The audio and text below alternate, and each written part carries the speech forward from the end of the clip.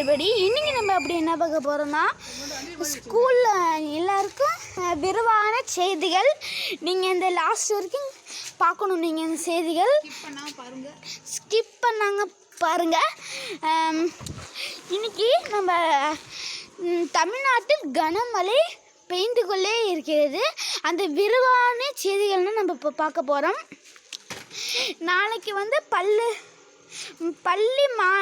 பள்ளிக்கெலாம் leave, எல்லோரும் விடுமுறை, பள்ளிக்கெலாம் விடுமுறை. நீங்கள் எல்லோரும் நல்லா என்ஜாய் பண்ணுங்கள். அதுக்கப்புறம் ஹோம்ஒர்க் கொடுத்தாங்கன்னா ஹோம்ஒர்க் எழுதுங்க.